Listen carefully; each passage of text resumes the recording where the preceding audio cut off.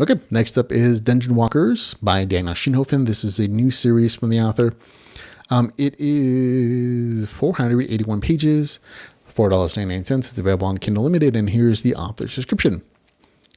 Dungeon walkers brave the depths of the dungeon for personal gain. Clearing the dungeon means dungeon points to purchase gear with, and more importantly, perks. Perks are the main reason walkers put their lives on the line. Every time a dungeon is cleared for the first time, a walker gets a choice of 3 perks that could change their lives. Not every walker makes it out alive. When someone dies in the dungeon, their soul is fragmented into 4 shards, which can be purchased for dungeon points. Collecting all 4 shards and taking them to a temple of the goddess means the dead can live again. There is a sub-sect of walkers that makes it their goal to bring the dead back from dungeons.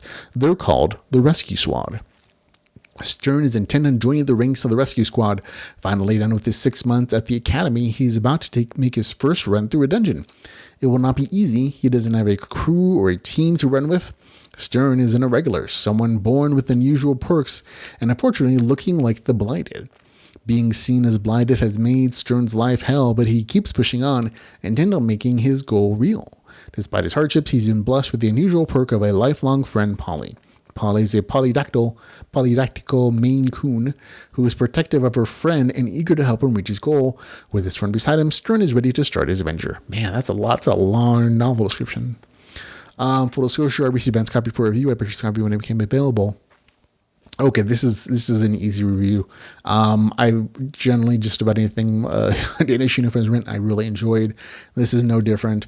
This is a very easy read. The dialogue and the world building are done so well. It's effortless to get lost in the dungeon dive story, and the pages fly by. Within the first 5% of the story, I like the main character.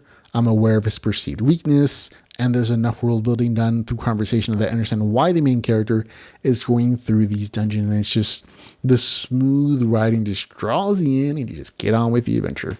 And it's mostly just like a really entertaining story of adventure, of dungeon diving, character development, a little bit of world building here and there, and some good RPG progression. Most of the story is just that. It's just slice of life dungeon diving with some occasional backstory, his companion, and some world building. Dialogue and action are good. And there's enough conflict between him and the other character and some other characters in the story to make even the non-dungeon sections interesting. Now, the last 25% is where I kind of have an issue and I lost a little bit of enjoyment. The last 20% is almost entirely relationship building, leading predictably to a polyamorous relationship. It's definitely a thing with the author's writing.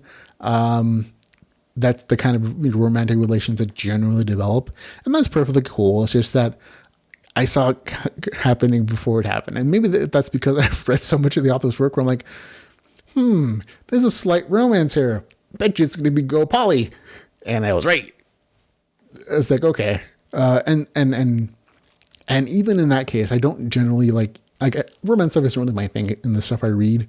And I don't usually mind it. And in this case, I don't mind either. It's just that it all kind of happened in one gigantic chunk. And the last 24 minutes is almost entirely that. There's not a lot of adventuring there. There's a little bit of training, but it's mostly that advancement of that relationship. And I think I've read so much of the author's work where I'm like, I bet you I can predict what kind of relationship it's gonna be, like what this character is broken, and they're gonna need like a lot of like encouragement and like love and trust and goodwill to get them into the mode to be in that poly relationship. And this other one's gonna be more of an aggressor type, and it all played out exactly like I thought it was. I was like, okay, again, it's not bad writing. There's no sex in this one, which is kind of a different take for the author in a lot of his works.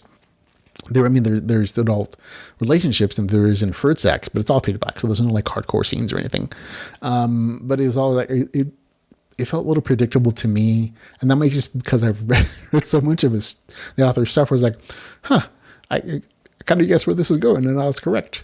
And so it was like, okay, nothing really particularly negative. For me, it's just like I felt it was predictable, and so that was kind of learning. I really would have preferred just seeing their relation develop over the course of the entire novel instead of just like in one big chunk. but that's just me. So just it kind of lowered my enjoyment a little because of that particular, story choice. Other people don't care about it. They're going to have a really good time with it. But that's just me. I still had a good time with the story. I liked the story.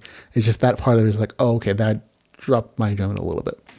On the game mechanic side of things, I actually liked it. It has a really unique design element of the power progression system and the dungeon system, and also the ability to kill off a character but also have them come back.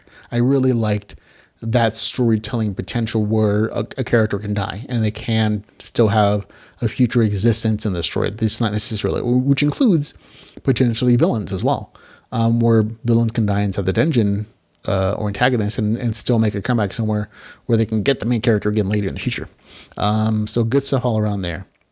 The dungeons off is kind of talked about in the novel description, so I won't go into too much.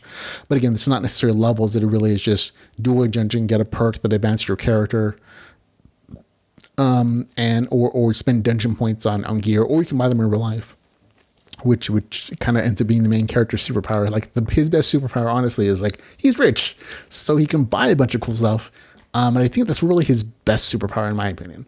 But there are still other RPG aspects of like getting special abilities and having those become more powerful by investing more perks as you clear more dungeons. And the dungeon, I mean, is excellent in that it's good action, good variety of monsters, good variety of clear strategies. So nice stuff there. Overall, I had a good time with the story. It was entertaining. And again, even though I thought it was predictable towards the end, readers who like a casual slice of life adventure story will like this. And people who like the author's other works, who have read them, are going to find some nice Easter eggs in here that I'm not going to spoil. But I like a lot of people who, when they get towards the end, they're like, oh my gosh, I see what he's doing, and they're super happy about it. So they get to nerd out a little bit. For me, gets a score of 7.3 out of 10. Had a good time with it. Drops a little bit because of the issues I mentioned, but still an entertaining story. It's Dungeon Walkers, book number 1, with the score of 7.3 out of 10.